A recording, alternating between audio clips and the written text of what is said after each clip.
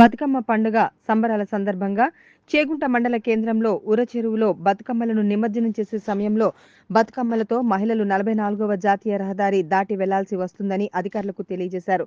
బతుకమ్మలు వేసే సమయంలో రోడ్డు దాటే సమయంలో భద్రత లేకపోవడంతో స్పందించిన ఐతా పరంజ్యోతి తన వంతుగా మహిళల భద్రత కోసం మహిళలు రోడ్డు దాటే వరకు ఉంటున్న యువకులకు రోడ్ సేఫ్టీ రేడియం జాకెట్లు, battery and red and blue light sticks అందజేశారు.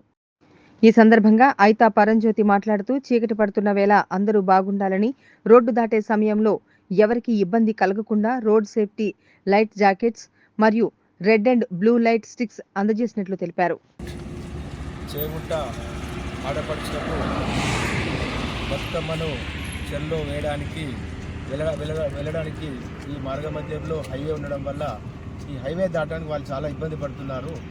ఇక్కడ ఎవరైతే చేయవలసిన వారు చేయకపోవడంతో ఇక్కడనే మన రాజు అండ్ వాళ్ళ టీము ఒక 4 రోజులు వాళ్ళు పనిచేస్తున్నారు. వాళ్ళకు సేఫ్టీ మెజర్స్ ఏం లేవు కాబట్టి నిన్ననే అది గమనించి హైదరాబాద్ నుంచి సేఫ్టీ ఈ లైట్ ఒకటి అలాగే జాకెట్స్ తీసుకొచ్చారు. వాళ్ళు ఈ దాటడానికి సులువుగా ఉంటుంది. ఈ రోడ్డుపై వెళ్ళే వాహనాలకు కూడా ఇది చూపించడం వల్ల వాహనాలు ఆపుతారు. ఆ టైంలో వాళ్ళు రోడ్డు దాటి ఆ చెరువులోకి వెళ్ళి బతుకమ్మలు వేసి మళ్ళీ తిరుగు ప్రయాణంలో కూడా వాళ్ళ ఇంటికి క్షేమంగా చేరుకోవాలనే ఉద్దేశంతో ఇవి వాళ్ళు అందించడం జరిగింది.